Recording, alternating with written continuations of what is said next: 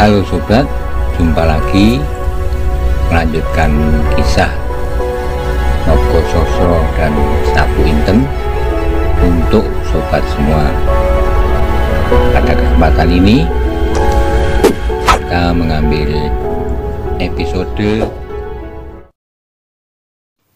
Serangan Simorudro. Selamat menikmati, salam budaya.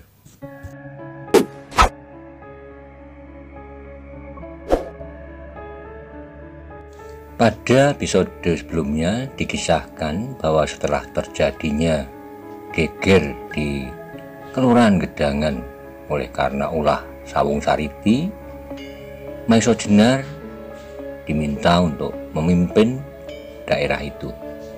Tapi dengan bijaksana Maiso Jenar menolak permintaan itu, namun tidak akan meninggalkan untuk sementara desa itu.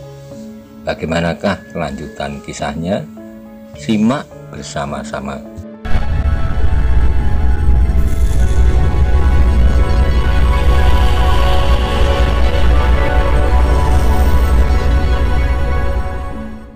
Demikianlah, sejak hari itu Pedukuhan Gedangan telah mendapatkan wajah yang baru.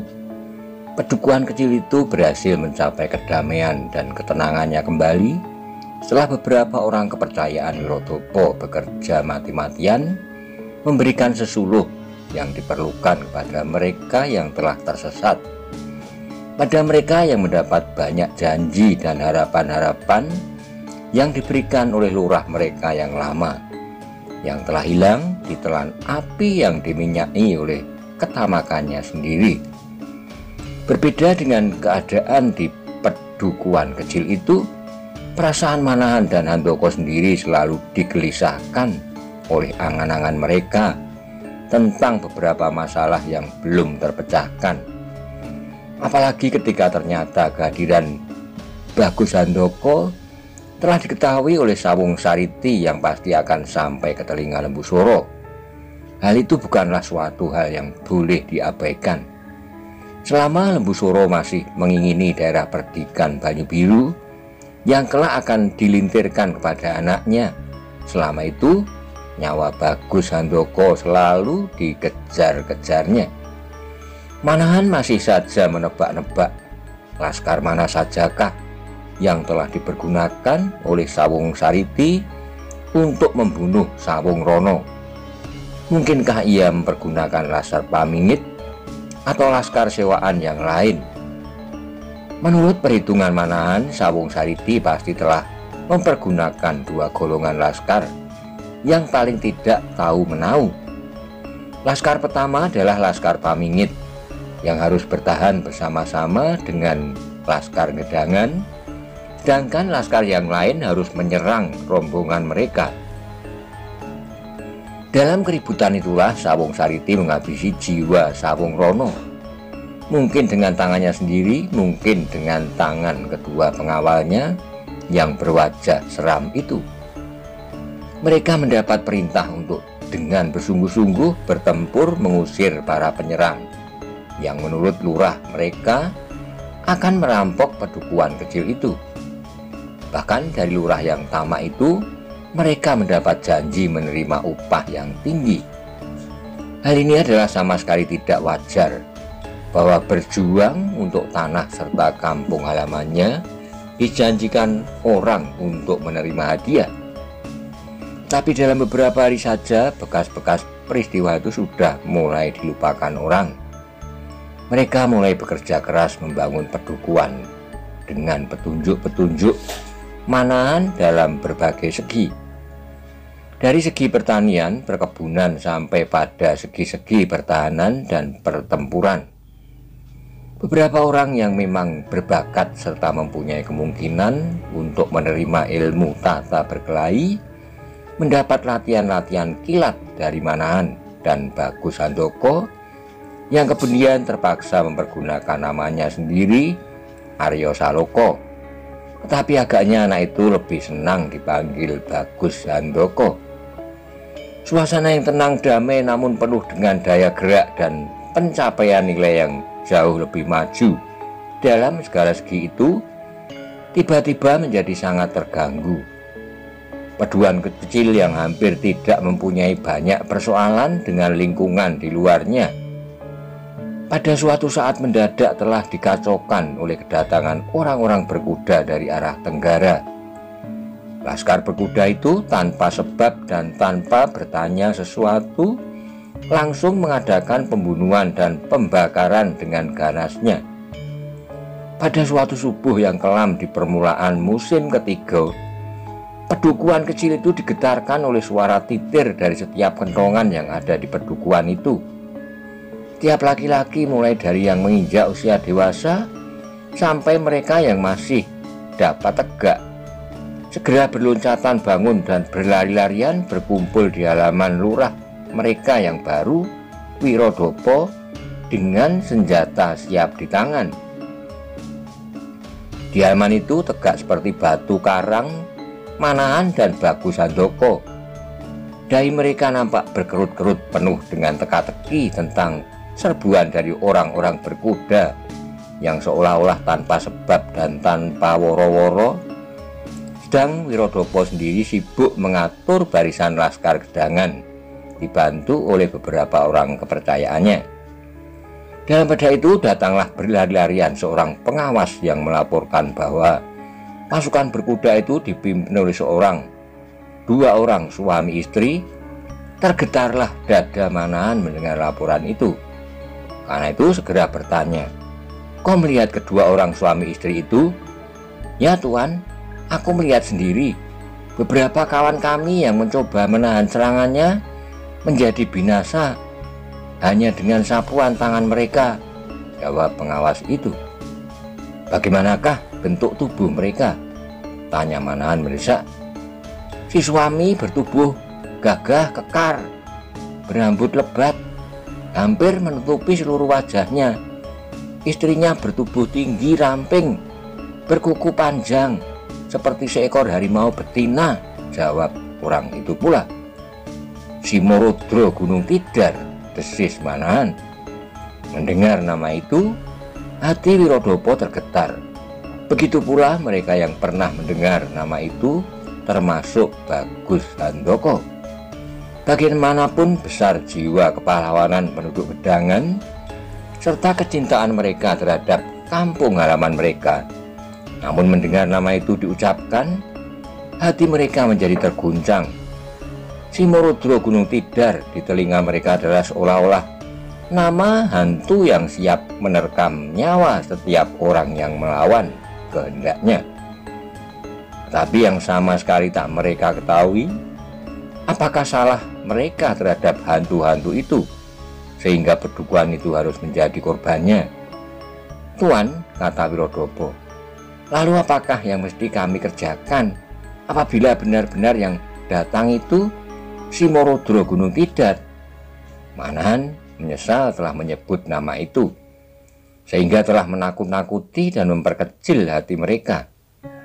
Karena itu, untuk mengembalikan keberanian Laskar Gedangan, Manahan menjawab dengan tertawa kecil, "Kakang Wirodopo, bukankah kami sudah bertekad untuk mempertahankan setiap jengkal tanah dengan tetesan darah?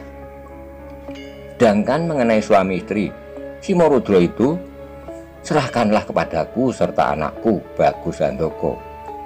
Mereka adalah kenalan lamaku. Mungkin ia akan berpendirian lain setelah melihat aku ada di sini."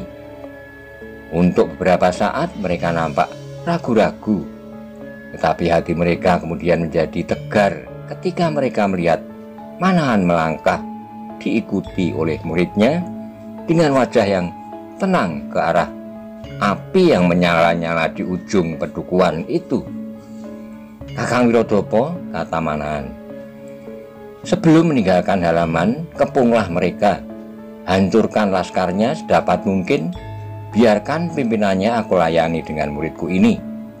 "Baiklah Tuan," jawab Wirodopo mantap. Setelah itu dengan tengoro kentongan pasukan itu berpencar menurut siasat yang telah dipersiapkan. Dengan petunjuk Manahan pula atas pengalaman yang pernah diperoleh Ki Asem Gede, Laskar Gedangan supaya menyerang dengan senjata jarak jauh, panah dan api. Mereka supaya menghindari pertempuran perseorangan, sebab nilai perseorangan Laskar Gedangan tidak akan dapat mengimbangi nilai perseorangan laskar yang datang dari Bukit Hantu itu. Sebentar kemudian terjadilah pertempuran yang dahsyat sekali. Agaknya cara-cara yang pernah dipakai oleh Ki Asem Gede itu benar-benar membingungkan Laskar Simorodro. Karena itulah tiba-tiba terdengar Simorodro mengaum, menunjukkan kemarahannya. Setiap dada yang disinggung oleh getaran suara itu menjadi bergetaran seperti terhantam angin ribut.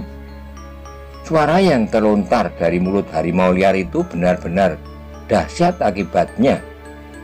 Laskar Gedangan yang mula-mula berbesar hati melihat hasil perjuangan mereka, tiba-tiba keberaniannya kuncup dan hampir lenyap. Apalagi ketika melihat seorang laki-laki bertubuh besar kekar di atas kudanya mengamuk sejadi-jadinya. Tapi pada saat mereka sudah hampir kehabisan akal, tiba-tiba muncul di dalam pertempuran seorang yang dengan tenangnya menyapa orang bertubuh besar kekar yang sedang mengamuk di atas kudanya itu. "Selamat datang, Simorodro. Maafkanlah bahwa aku agak terlambat menyambutmu." Kesan dari sapa itu adalah luar biasa pula. Simorodro tampaknya terkejut sekali, sehingga ia menjadi tertegun diam seperti patung. Ia sama sekali tidak mengira bahwa di padukuhan terpencil itu ditemuinya orang yang menjadi musuh utamanya. Tidak saja musuh perseorangannya, tetapi telah benar-benar menjadi musuh golongannya. Melihat kesan wajah Simorodro itu, Laskar Gedangan menjadi semakin tergugah semangatnya. Di samping semakin besar tanda tanya yang mengetuk-etuk hati mereka. Agaknya orang yang menamakan dirinya Manahan itu benar-benar orang yang aneh, sehingga terhadap hantu Gunung Tidar itu pun sikapnya sangat meyakinkan. Tiba-tiba menggelegarlah suara Simorodro. "Apa kerjamu di sini, Maiso Jenar?" Mendengar nama itu disebutkan, terasa agak janggal bagi Manahan yang telah membingungkan mereka.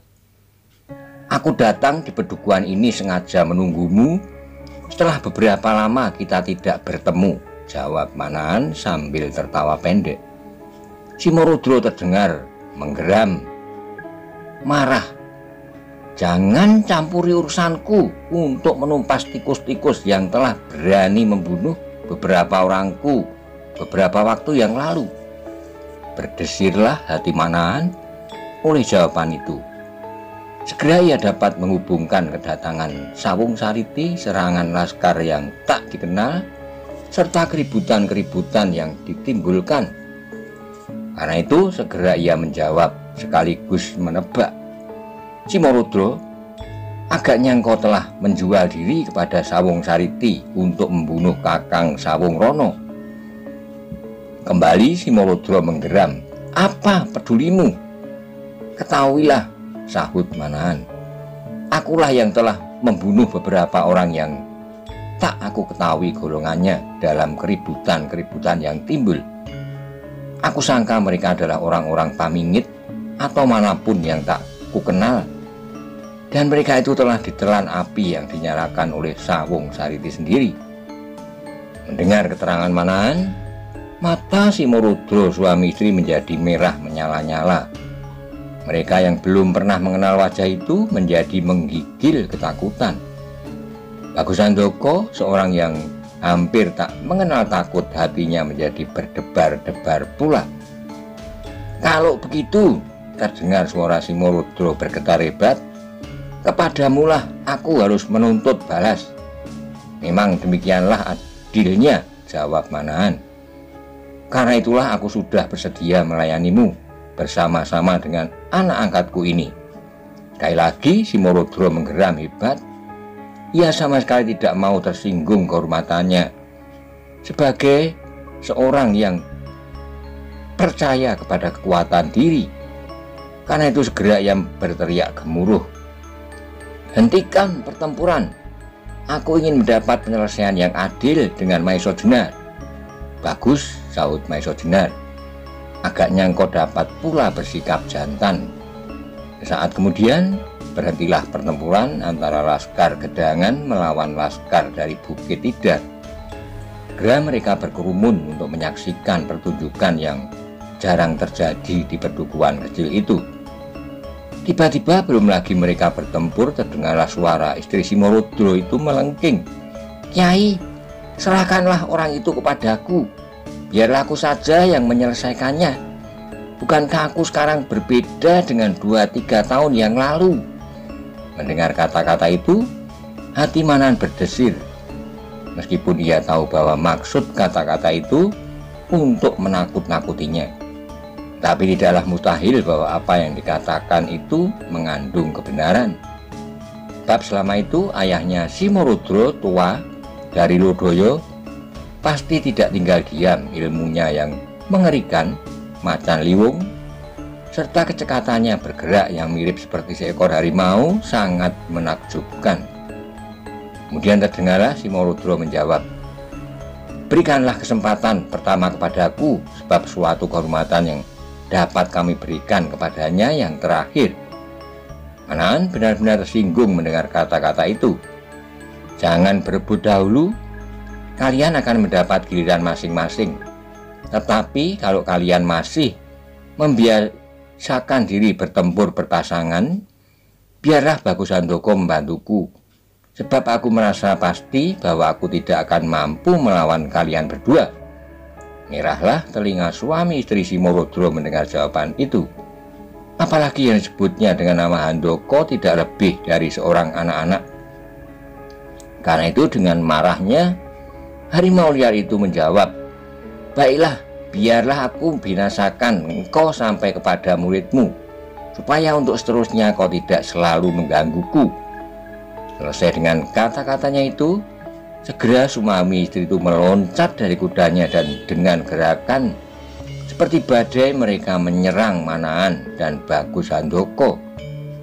Simorodro bertempur melawan Manaan, sedang istrinya dengan marahnya menyerang Bagus Handoko.